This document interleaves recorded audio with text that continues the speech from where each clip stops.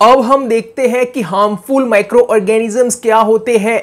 ऐसे micro organisms की जो ह्यूमन, एनिमल और प्लांट में डिसीज के लिए रिस्पॉन्सिबल होते हैं, उन्हें हम हार्मफुल माइक्रो ऑर्गेनिजम्स कहते हैं। ऐसे माइक्रो ऑर्गेनिजम्स की जो डिसीज कॉज करते हैं, उन्हें हम पैथोजेंस बोलते हैं। फिर से, pathogens are those micro organisms which are responsible for the disease. ऐसे माइक्रो ऑर्गेनिजम्स की जो होस्ट पे डिपेंडेंट रहते हैं, उनको हम पैरासाइट्स बोलते हैं। All the pathogens are parasite. जितने भी पैथोजेंस होते हैं, जितने भी डिसीज कॉजिंग माइक्रो ऑर्गेनिजम्स होते हैं, वो सब पैरासाइट होते हैं। जिसका मतलब है कि डिसीज कॉजिंग माइक्रो ऑर्गेनिजम्स जो होते हैं वो होस्ट की बॉडी में लिव करते हैं, वो होस्ट पे डिपेंड रहते हैं। Not all parasite are pathogens. की जो सब पैरासाइट होते हैं वो पैथोजेंस नहीं कहलाते हैं। Disease causing micro organisms in humans. ये जो डिसीज कॉजिंग माइक्रो ऑर्गेनिजम्स होते हैं वो ह्यूमन में जो डिसीज होते हैं उसके लिए रिस्पॉन्सिबल होते हैं। ये जो डिसीज कॉजिंग माइक्रो ऑर्गेनिजम्स, या कि हम कह सकते हैं कि पैथोजेंस जो है वो ह्यूमन बॉडी में एंटर करते हैं through air, water and food. कि ऐसा कंटामिनेंट जो फूड होता है जिसपे माइक्रो ऑर्गेनिजम्स ग्रो हुए होते हैं, ऐसा कंटामिनेंट जो वाटर होता है, उसको ड्रिंक करने से, ऐसे जो इन्फेक्टेड पर्सन होता है उसके कांटेक्ट में आने से हमें डिसीज हो सकता है। Disease that can spread from an infected person to a healthy person through air, water, food and physical contact are called communicable diseases. ऐसे डिसीजेस कि जो इन्फेक्टेड पर्सन से हेल्दी पर्सन में ट्रांसमिट होते हैं थ्रू एयर, वाटर, फूड और the physical contact, तो ऐसे डिसीज को हम बोलते हैं कम्युनिकेबल डिसीजेस। ये जो इन्फेक्टेड पर्सन होता है वो जब स्नीज करता है तो उसके ये जो ड्रॉपलेट्स होते हैं उसमें माइक्रो ऑर्गेनिजम्स प्रेजेंट होते हैं। हेल्दी पर्सन जब ब्रीथ करता है तो ये जो माइक्रो ऑर्गेनिजम्स है वो इस तरीके से उसकी बॉडी में एंटर करते हैं और हेल्दी पर्सन को भी इन्फेक्टेड करते हैं। ये जो कुछ एनिमल ऐसे होते हैं जो माइक्रो ऑर्गेनिजम्स और डिसीज को कैरी करने का काम करते हैं, इसीलिए उनको कैरियर्स बोलते हैं। ये जो हाउस फ्लाइज होती है वो ऐसे गार्बेज और जो एनिमल एक्सट्रैक्ट होते हैं उनके ऊपर जाके बैठते हैं, तो वहां से ये जो डिसीज कॉजिंग माइक्रो ऑर्गेनिजम्स है वो फ्लाइज की बॉडी में चिपक जाते हैं और जो फ्लाइज है वो फ्लाई करके जो अनकवर्ड फूड होते हैं उसके ऊपर आके बैठते हैं और वहां पे ये जो माइक्रो ऑर्गेनिजम्स है उससे वो फूड कंटामिनेंट हो जाता है। और ऐसा कंटामिनेंट फूड खाने से, ऐसा फूड की जिसमें माइक्रो ऑर्गेनिजम्स ग्रो हुए हैं, उसको कंज्यूम करने से हमें डिसीज हो सकता है। इस तरीके से डिसीज स्प्रेड होता है।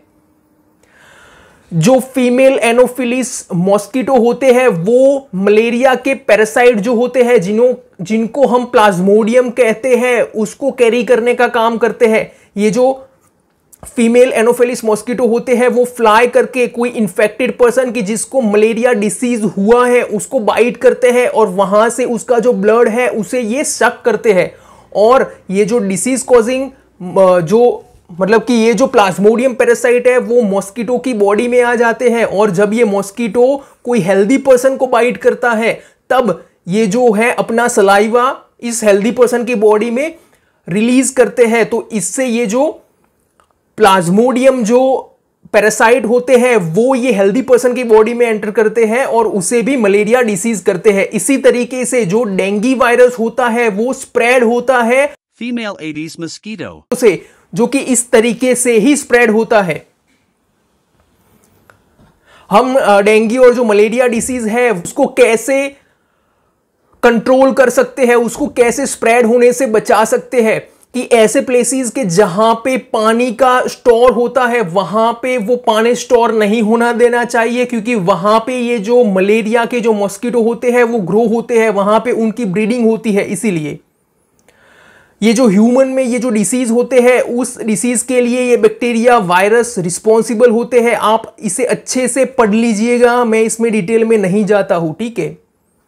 Disease causing micro organisms in animal, कि ये जो एनिमल में और जो ह्यूमन बीइंग में जो एंथ्रैक्स डिसीज होता है जो कि बहुत डेंजरस डिसीज है, उसके लिए बैक्टीरिया रिस्पॉन्सिबल होते हैं, और फूट और जो माउथ के जितने भी डिसीज होते हैं एनिमल में, उसके लिए वायरस रिस्पॉन्सिबल होते हैं। रॉबर्ट कोच जो थे, उन्होंने एंथ्रैक्स डिसीज के लिए रिस्पॉन्सिबल जो बैक्टीरिया थे उनको डिस्कवर किया था। उन्होंने जो बैक्टीरिया को डिस्कवर किया उनका नाम था बैसिलस एंथ्रेसिस। अब हम देखते हैं disease causing micro organisms in plant, कि जो प्लांट होते हैं wheat, rice, potato, sugar cane, orange और जो एप्पल होते हैं, इन सब में ये डिसीज हो सकते हैं। और ये जो डिसीज होने से जो प्लांट की ईल्ड होती है, जो प्रोडक्ट जो प्रोड्यूस होती है, वो कम प्रोड्यूस होती है। जैसे कि यहां पर जो सिट्रस कैकर जो है वो डिसीज है, जो कि उसके लिए बैक्टीरिया रिस्पॉन्सिबल होते हैं और वो एयर के थ्रू ट्रांसमिट होते हैं। रस्ट ऑफ जो वीट है, वो ये जो डिसीज है वो फंगी से ट्रांसमिट होता है, और फंगी माइक्रो ऑर्गेनिजम्स है वो रिस्पॉन्सिबल होते हैं, और वो एयर और सीड के थ्रू ट्रांसमिट होते हैं। ये जो ओकरा डिसीज है वो वायरस से होते हैं, और उसके जो ट्रांसमिशन के लिए इंसेक्ट्स रिस्पॉन्सिबल होते हैं।